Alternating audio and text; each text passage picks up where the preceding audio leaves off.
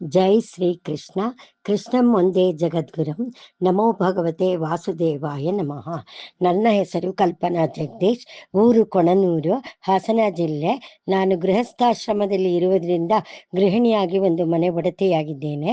ಭಗವದ್ಗೀತೆಯನ್ನು ನಾನು ತುಂಬ ಪ್ರೀತಿಸುತ್ತೇನೆ ಹಾಗೂ ಅದನ್ನು ನಾನು ತುಂಬನೇ ಜೀವನದಲ್ಲಿ ಅಳವಡಿಸಿಕೊಂಡಿದ್ದೇನೆ. ಭಗವದ್ಗೀತೆ ಎಂದರೆ ಭಗವಂತನ ಮಾತುಗಳು.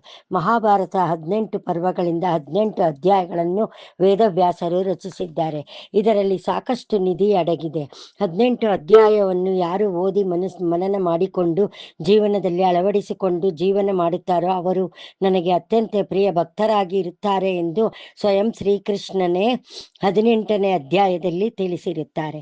ಭಗವಂತನು ಸಚ್ಚಿತ್ ಆನಂದ ವಿಗ್ರಹ, ಅಂದರೆ ಅವನ ರೂಪವು ಸನಾತನ, ಜ್ಞಾನಪೂರ್ಣ ಮತ್ತು ಆನಂದಪೂರ್ಣ. ಈಗಿನ ನಮ್ಮ ದೇಹವು ಸಚ್ಚಿತ್ ಆನಂದವಲ್ಲ, ಅದು ಅಸತ್. ಸತ್ತಲ್ಲ, ಅದು ಸನಾತನವಲ್ಲ, ನಾಶವಾಗತಕ್ಕದ್ದು.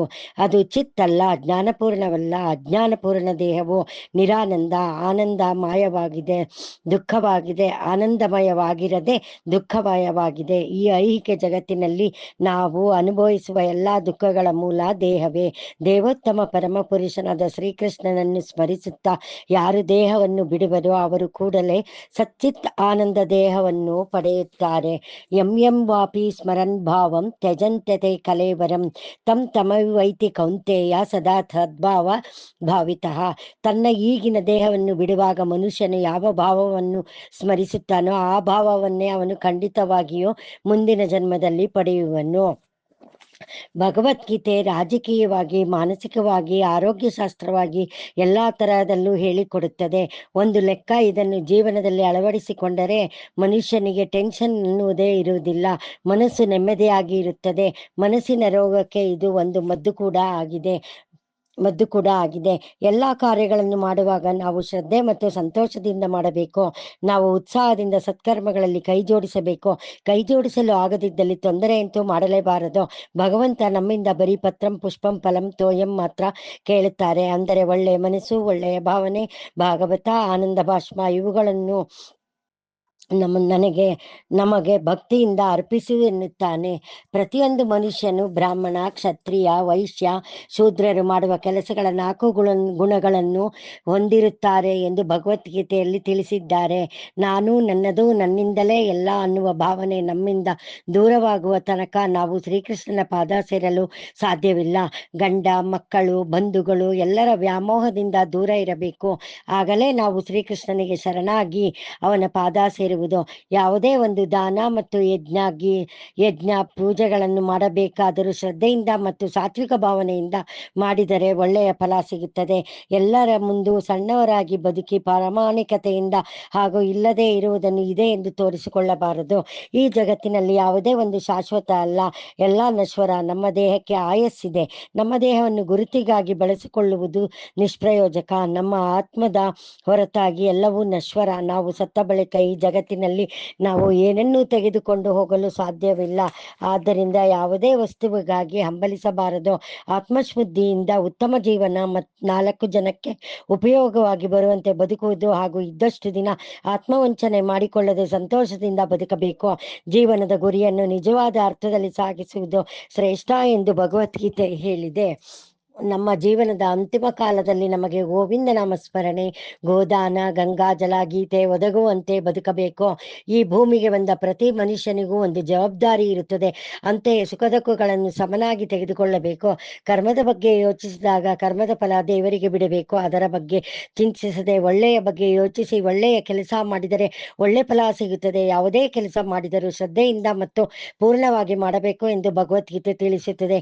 ನಮ್ಮ ಆಸೆಗಳನ್ನು ಆದಷ್ಟು ತಡೆದಿಟ್ಟುಕೊಳ್ಳಬೇಕು. ನಮ್ಮ ಆಸೆ ಮಿತಿ ಮೀರಿದಾಗ ಹತೋಟಿ ತಪ್ಪಿ ದುರಂತವನ್ನೇ ತರುತ್ತದೆ. ಆಸೆಗೆ ಮಿತಿ ಇಲ್ಲ, ಎಷ್ಟಿದ್ದರೂ ಸಾಲುವುದಿಲ್ಲ. ನಮ್ಮ ಆಸೆಯನ್ನು ಹತೋಟಿಯಲ್ಲಿ ಇಟ್ಟುಕೊಳ್ಳಬೇಕು. ನಮ್ಮ ಜೀವನದಲ್ಲಿ ಯಾವುದೇ ಅತಿರೇಕ ಇರಬಾರದು. ಜೀವನದಲ್ಲಿ ಸಿಗುವ ಯಾವುದೇ ವಸ್ತು ಮತ್ತು ಭೋಗಗಳನ್ನು ಅತಿಯಾಗಿ ಇಷ್ಟಪಡಬಾರದು. ಯಾವುದೇ ವಿಷಯದಲ್ಲಿ ಅತಿ ಹೆಚ್ಚು ಅತಿ ಕಡಿಮೆ ಬಯಕೆ ಹೊಂದಿರುವುದು ಎಂದು ಭಗವದ್ಗೀತೆಯನ್ನು ತಿಳಿಸುತ್ತದೆ. ಉದಾಹರಣೆಗೆ ಊಟ, ನಿದ್ರೆ, ದೈಹಿಕ ಸಂತೃಪ್ತಿ, ಸೌಲಭ್ಯಗಳು ಇವೇ ಮುಂತಾದವುಗಳು ನಮಗೆ ಎಷ್ಟು ಅಗತ್ಯವಿರುತ್ತೋ ಅಷ್ಟು ಮಾತ್ರ ಪಡೆಯಲು ತಿಳಿಸುತ್ತದೆ. ಹೆಚ್ಚು ಕಡಿಮೆ ಆದರೆ ಜೀವನದ ಸಮತೋಲನ ತಪ್ಪಿ ನಿಸರ್ಗದಿಂದ ವಿಮುಖವಾಗಂತೆ ಆಗುತ್ತದೆ. ನಮ್ಮ ಜೀವನದಲ್ಲಿ ಕೋಪ ಕೂಡ ನಿಗ್ರಹಿಸಬೇಕು. ಇಲ್ಲದಿದ್ದಲ್ಲಿ ಅರಿಷಡ್ ವರ್ಗದಲ್ಲಿ ಒಂದಾದ ಕೋಪದಿಂದ ಮನುಷ್ಯ ತೆಗೆದುಕೊಳ್ಳುವ ನಿರ್ಧಾರ ಅವನ ಅವನತಿಗೆ ಕಾರಣವಾಗುತ್ತದೆ. ಭಗವಂತ ಎಲ್ಲಾ ಕಡೆ ಇದ್ದಾನೆ, ನಮ್ಮೊಳಗೆ ಕೂಡ ಇದ್ದಾನೆ. ಜಗತ್ತಿನ ಕಣಕಣಗಳಲ್ಲಿ ಹಾಗೂ ಜೀವ ಇರುವ ಜೀವ ಇಲ್ಲದಿರುವ ಪ್ರತಿ ವಸ್ತುಗಳಲ್ಲೂ ಭಗವಂತ ಇದ್ದಾನೆ. ಹಾಗಾಗಿ ಅವನ ಆಜ್ಞೆಯಂತೆಯೇ ಪ್ರತಿಯೊಂದು ಕ್ರಿಯೆ ನಡೆಯುತ್ತದೆ. ನಮ್ಮ ಹೃದಯದಲ್ಲೂ ಅವನು ಇರುವುದರಿಂದ ನಮ್ಮ ಕರ್ಮಗಳು ನಿಜವಾದುದೇ ಆದರೆ ಅದರ ಫಲ ಸಿಕ್ಕೇ ಸಿಗುತ್ತದೆ. ಆದ್ದರಿಂದ ಭವಿಷ್ಯದಲ್ಲಿ ಬೇಡದೇ ಇರುವ ಚಿಂತೆ ನಡೆಸಿ ಫಲವಿಲ್ಲ. ಅವನು ಕೊಟ್ಟಿರುವುದನ್ನು ಸ್ವೀಕರಿಸಬೇಕು. ನಾವು ನಮ್ಮ ಸಾಮರ್ಥ್ಯದ ಬಗ್ಗೆ ಅನುಮಾನಿಸಬಾರದು. ಜಗತ್ತಿನಲ್ಲಿ ಲಕ್ಷಾಂತರ ಜನ ಅಸುಖಿಗಳಾಗಿರುವುದು ಈ ಕಾರಣಕ್ಕಾಗಿ. ಅವರ ಸಾಮರ್ಥ್ಯ ಅವರು ಅರಿತುಕೊಳ್ಳದೆ ಇರುವ ವ್ಯಕ್ತಿ ಈ ಜಗತ್ತಿನಲ್ಲೇ ಆಗಲಿ ಬೇರೆ ಜಗತ್ತಿನಲ್ಲೇ ಆಗಲಿ ಸುಖವಾಗಿರಲು ಸಾಧ್ಯವಿಲ್ಲ. ಜಿಜ್ಞಾಸೆ ಅತಿ ಅಗತ್ಯವಾಗಿದ್ದು ವ್ಯಕ್ತಿಯ ಸರ್ವತೋಮುಖ ಅಭಿವೃದ್ಧಿಗೆ ಮೂಲವಾಗಿದೆ.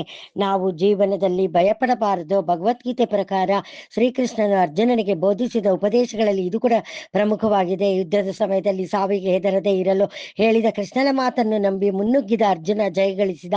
ಸಾವು ದೇಹವನ್ನು ಕೊನೆಗಳಿಸಿ ಇನ್ನೊಂದು ಸ್ಥಿತಿಗೆ ತಲುಪಿಸುವ ಕ್ರಿಯೆಯೇ ಹೊರತು ಆತ್ಮಕ್ಕೆ ಸಾವಿಲ್ಲ. ಆದ್ದರಿಂದ ಸಾವಿಗೆ ಅಥವಾ ತನ್ನ ಏನನ್ನಾದರೂ ಕಳೆದುಕೊಳ್ಳುವ ಕಾರಣಕ್ಕೆ ಹೆದರದೆ ಮುನ್ನಗ್ಗದೆ ಜೀವನದ ಯಶಸ್ಸಿಗೆ ಮೂಲ ಎನ್ನುವುದು ಭಗವದ್ಗೀತೆ ತಿಳಿಸುತ್ತದೆ. ನಾವು ಯಾವಾಗಲೂ ಭಗವಂತನ ಬಗ್ಗೆ ಚಿಂತನೆ ಮಾಡುತ್ತಾ ಬೇರೆಯವರಿಗೂ ನಾವು ತಿಳಿಸಿಕೊಡಬೇಕು. ಭಗವತ್ ಪ್ರೀತಿಗೋಸ್ಕರ ನಾವು ಯಾವಾಗಲೂ ದೇವರಲ್ಲಿ ಶರಣಾಗತರಾಗಿರಬೇಕು. ಹೆಣ್ಣು ಹೊನ್ನು ಮಣ್ಣಿನ ಮೇಲೆ ಮೋಹ ಇಲ್ಲದೆ ಇರುವವನು ಜ್ಞಾನಿ. ನಾನು ನನ್ನದು ಈ ಜಗತ್ತಿನಲ್ಲಿ ಇಲ್ಲ ಎಂದು ತಿಳಿದವನು ಮಹಾಜ್ಞಾನಿ. ಸೃಷ್ಟಿಯ ಎಲ್ಲ ರಹಸ್ಯಗಳನ್ನು ಅರಿತವನು ತ್ರಿಕಾಲ ಜ್ಞಾನಿ. ಯತ್ಕರೋಷಿ ಯದಶ್ನಾಸಿ ಯಜ್ವಿದೋಷಿ ದದಾಸಿ ಯತ್ ಪಶ್ಯಸಿ ಕೌಂತೆಯ ತತ್ಕೃಷ್ಟ ಮದರ್ಪಣಂ. ಕೃಷ್ಣ ಅರ್ಜುನನಿಗೆ ಹೇಳುತ್ತಾನೆ, ನೀನು ಏನನ್ನೇ ಮಾಡು, ಏನನ್ನೇ ಭುಂಜಿಸು, ಏನನ್ನೇ ಅರ್ಪಿಸು ಅಥವಾ ಕೊಟ್ಟು ಬಿಡು ಮತ್ತು ಯಾವುದೇ ತಪಸ್ಸು ಮಾಡು, ಅದನ್ನು ಕಾಣಿಕೆಯಾಗಿ ನನಗೇ ಅರ್ಪಿಸು ಎಂದು ಹೇಳುತ್ತಾನೆ.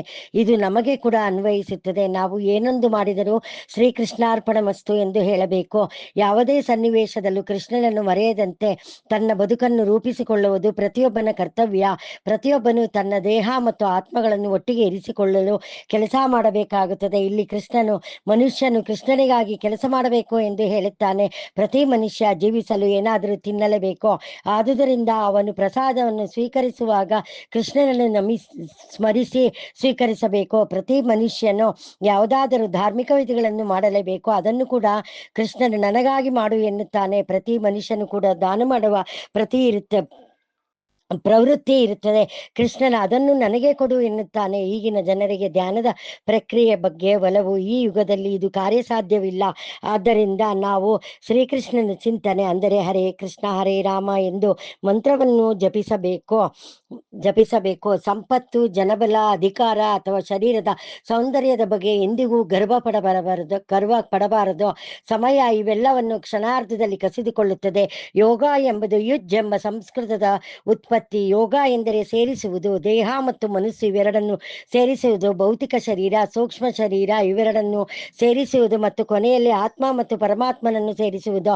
ಇದು ಯೋಗದಿಂದ ಮಾಡುವ ಮುಖ್ಯ ಉದ್ದೇಶ. ಯೋಗದ ಪರಿಮರ್ಜನೆ ನಮ್ಮ ಮೇಲೆ ಆಗಬೇಕಾದರೆ ಭಗವದ್ಗೀತೆಯಲ್ಲಿ 15ನೇ ಅಧ್ಯಾಯ ಸಂಪೂರ್ಣ ಅರ್ಥ ಮಾಡಿಕೊಳ್ಳಬೇಕು. ಯೋಗದ ಆಧಾರ ಸ್ತಂಭಗಳು ಅಲ್ಲಿ ಕಾಣುತ್ತದೆ. ಗಾಳಿಯು ಸ್ಥಳದಿಂದ ಸ್ಥಳಕ್ಕೆ ಸುಗಂಧವನ್ನು ಒಯ್ಯುವಂತೆ ಸಾಕಾರಗೊಂಡು ಆತ್ಮ ಹಳೆಯ ದೇಹ ತೊರೆದು ಹೊಸ ದೇಹ ಪ್ರವೇಶಿಸಿದಾಗ ಮನಸ್ಸು ಮತ್ತು ಇಂದ್ರಿಯಗಳನ್ನು ತನ್ನೊಂದಿಗೆ ಒಯ್ಯುತ್ತದೆ. ಇದು ಪುನರ್ಜನ್ಮಕ್ಕೆ ಕಾರಣವಾಗುತ್ತದೆ.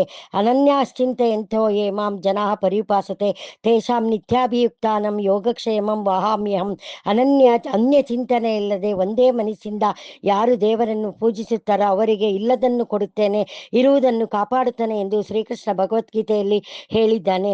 ಶ್ರೀಕೃಷ್ಣಾರ್ಪಣಮಸ್ತು.